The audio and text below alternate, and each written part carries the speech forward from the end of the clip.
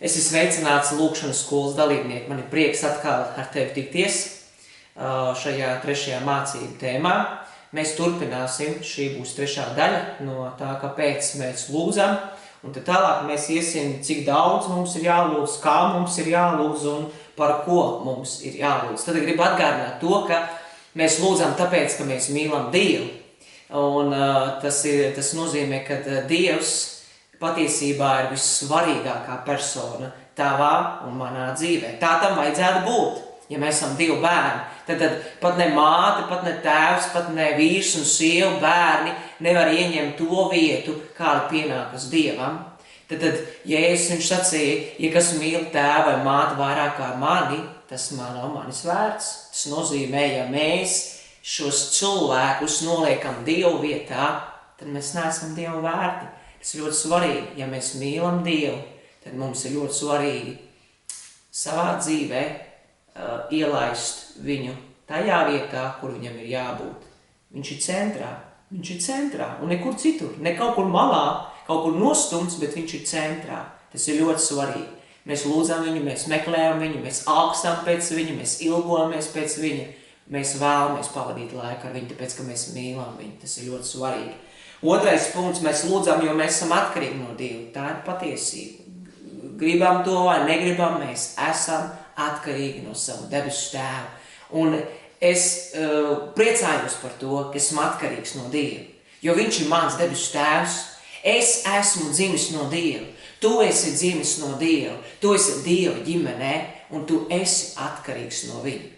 Un tad, kad mums ir kaut kādas vajadzības, mēs nākam pie viņa, mēs prasam, mēs jautājam un mēs saņemam. Un ne tikai, mēs zinām, ka no Dieva nāk viss, kas mums ir vajadzīgs.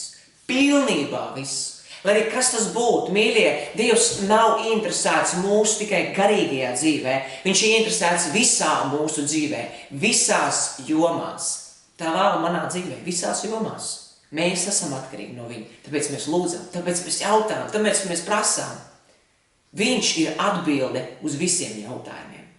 Aiziet pie jebkura cilvēka, ne jau visi jums dos atbildes, ne visi jums palīdzēs, bet ir viens, kas mums var palīdzēt, un tas ir Jēzus Kristus, jo viņam visas lietas ir iespējas, un mēs esam atkarīgi no viņa, tāpēc mums ir jānāk pie viņa, kā viņa bērniem. Jāuzticās, jāpaļaujas, kā bērniem, jo mēs zinām, ka no viņa nāk viss, kas mums ir vajadzīgs. Tas ir otrs punkts. Trešais punkts, mums ir nepieciešams lūgt, lai mēs spētu stāvēt pretī vēlna kārdinājumiem. Visām kārdināšanām. Citādāk mēs būsim zaudētāji. Ja mēs nespēsim stāvēt pretī, ja mēs nelūgsim, mēs nespēsim stāvēt pretī. Un vēlns viņš ieņems kādu vietu mūsu dzīvē līdz tādam brīdim, kad mēs vienkārši attālināsimies no Dieva. Tas nenotiks momentā, bet tas notiks pamazām. Mēs tādā veidā ielaidīsim ienaidnieku savā dzīvē. Tāpēc ir ļoti svarīgi palikt skaidrā prātā, lūkšanās, patstāvīgi. Ja es sacīju, ka miesa ir vāja, bet gars ir labprātīgs, tāpēc ir ļoti svarīgi lūgt, ir ļoti svarīgi pastāvēt lūkšanās, neaizmirst to, cik svarīgi ir meklēt Dievu savā dzīvē. Un ceturtais punkts, par kuru runāsim šajā brīdī, mums ir nepieciešams lūgt, jo Dievs mums pavēl to darīt. Tas ir tas, ko Dievs mums pavēl. Viņš pavēl mums lūgt. Viņš nav vienkārši mūs aicinājis to darīt, viņš mums ir pavēlējis to darīt. Un kolosiešiem 4. nodaļā un 2. pantā, tu vari droši atvērt kopā ar mani Bībeli, Pāvila vēstuli kolosiešiem 4. nodaļa, 2. pants. Tur ir rakstīts, esiet pastāvīgi lūgšanās, esiet ar tām nomodā ar pateicību, tā ir pavēle. Un teikšu vienu citu tulkojumu no angļu valodas, tur rakstīts tā, turpiniet dedzīgi lūgt. Esiet modri tajā ar pateicību. Turpiniet dedzīgi lūgt. Esiet modri tajā ar pateicību. Tā ir pavēle. Tieši tāpat, ka Jēzus viņš saka, tev būs mīlēt savu tuvākā sev pašu, tā ir pavēle. Bībelē rakstīts godā savu tēvu un savu mātu, tā ir pavēle. Un tā tālāk. Tā ir pavēle. Tieši tāpat par lūkšanu. Jēzus vairākās vietās ar evaņģēlijus lasot, viņš ir sacījis, jums būs lūgt un nepagurt. Tas ir ļoti svarīgi, to, ko Jēzus sacīja apustuļiem, ja?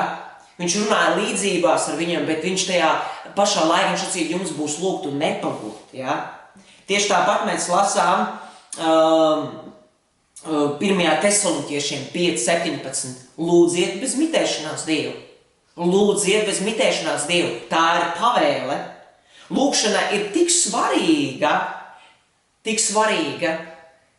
ka Dievs bez tās neko nedara šeit virs zemes.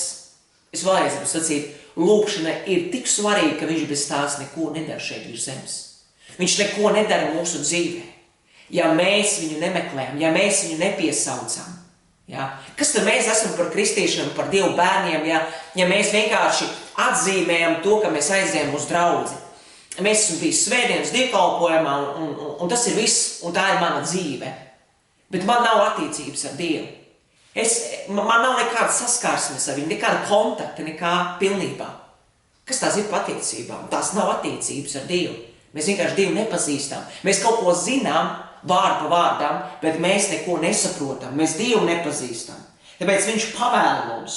Viņš mums pavēl, un mums vajadzētu kā kristiešiem veltīties arvien vairāk un vairāk lūkšanai, arī gavēšanai, nodoties Dievam, meklēt viņu vārdu, jo viņš to ir pavēlējis savā vārdā.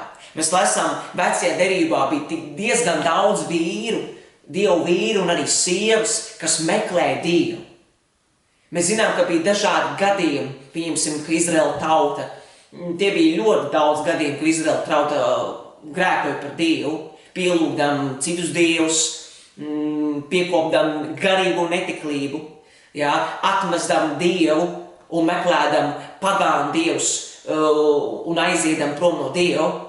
Un mēs zinām, ka daudzi no šiem cilvēkiem, pieņemsim pravieši, mēs lasām par praviešiem, viņi lūdza, viņi gavēja, viņi izsūdzēja savus tautas grēkus, viņi meklēja Dievu. Viņi patiesībā daudziem tas bija ļoti regulāri un pastāvīgi, viņi to darīja regulāri un pastāvīgi. Tas nav kaut kāds tāds mirklis, ka, man tagad ir labs garstāvoklis un es to darīšu, un es to gribu, jo man ir laba sajūta, un tagad es lūkšu. Nē, Dievs to pavēl darīt. Viņš to pavēl darīt. Tā ir Dieva autoritāte. Un mums to ir jāņem vērā. Viņš pavēl. Viņš saka, lūdziet bez mitēšanās. Dievs viņš to pavēl. Kolosiešiem 4:2 es jau lasīju. Esiet pastāvīgi lūkšanās. Esiet ar tām nomodā ar pateicību. Jeb esiet neatlaidīgi. Neatstājiet, nepametiet to. Tas ir ļoti svarīgi. Cik daudz lūgt, kā lūgt un par ko lūgt. Es jau sacīju, cik daudz lūgt, lūdziet bez mitēšanās. Tas nenozīmē, mīļie, ka mums nav to jāuztver burtiski.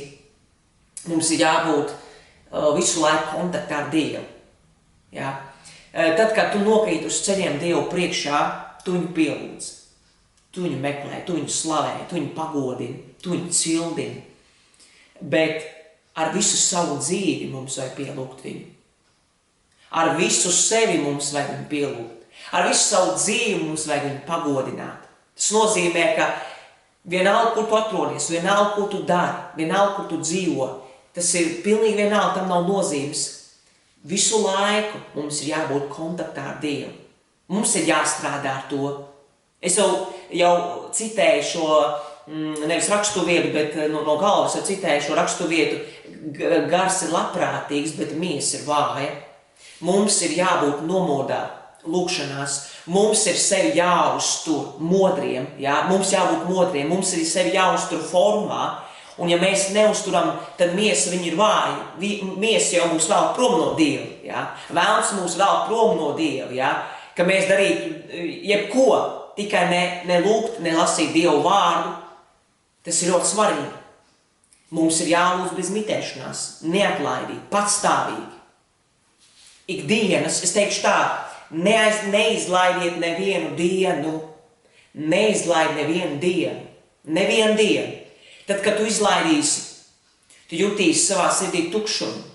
Tu jutīsi, ka tu esi kaut ko pazaudējis, ka kaut kas nav tā, kā vajadzētu. Ja? Tu būsi tukšs. Ja? Un ja mēs izlaižam vienu, mēs izlaižam 2, 3, 4, un tad mēs vairs negribam. Vienkārši negribam. Mums ir cits prioritāts. Ja? Mums ir cits vēlmes. Mēs pazaudējam šīs slāpes. Tad, kad tu izlaidi, tu pazaudē slāpes. Tāpēc neizlaidi nevienu dienu. Pavadi ar to kungu. Ikdienas. Ik brīžus, meklē laiku. Tad, kad tev ir brīvs laiks, meklē laiku ar Dievu. Neļauj šim laikam, neizmanto šo laiku kodām tukšām, nevajadzīgām lietām, kas tev nemaz neved tuvāk Dievam, kas varbūt tev attālina no Dieva. Tas ir ļoti svarīgi. Šeit arī es gribu beigt. Nākamajā mācību tēmā mēs turpināsim. Es gribu jums atgādināt šīs svarīgās lietas. Tas ir ļoti, ļoti svarīgi. Vēlreiz atgādinu, ja, ka mums ir jālūdz ikdienas. Mēs nedrīkstam izlaist nevienu dienu. Citādāk pienāks tā diena, kad mums negribēsies vairs ne lūgt, ne lasīt. Mums būs cits vēlms, cits prioritāts, jo vēlms viņš būs piestrādājis. Viņam ir ļoti izdevīgi. Tāpēc būsim nomodā, skaidrā prātā, ikdienas to darot, jā. Novērties. Es ļoti ceru, ka jūs līdz šim brīdim esat sapratuši vispār, kas ir lūkšana, kāpēc mēs to darām, cik tas ir svarīgi. Jā. Tas nav kaut kāds ķeksīts, tas nav kaut kas tāds, ko mēs atnākam darbvietā izdarām. Tas ir daudz svarīgāk. Tas ir daudz svarīgāk. Gribu atgādināt jums kādu svarīgu lietu. Septembra beigās mums noslēgsies lūkšanas skola. Bet 1. oktobrī, tā ir sestdiena, 12. Jelgavas Vasarsvētku baznīcā Jāņa Asara ielā 8 būs lūkšanas skolas noslēguma pasākums. Un gribu aicināt jūs visus pieteikties. Zem šī video lodzeņa ir pieteikšanās forma, jo arī šajā lūkšanu noslēguma pasākumā es mācīšu vēl pēdējo mācību tēmu. Būtu ļoti svarīgi, ka jūs tur būtu, lai varam mēs noslēgt. Jūs saņemsiet arī apliecības par šo skolu. Aizlūksim par katru dalībnieku, būsim sadraudzībā, un es ticu, ka tas būs svētīgs laiks. Tur ir programma arī, jūs varat izlasīt un iziet tam cauri. Lai Dievs jūs bagātīgi svētī, paldies, ka jūs skatījāties, un lai Dievs tiešām ieveda mūsu dziļumos, lai Dievs jūs svētī. Visu labu!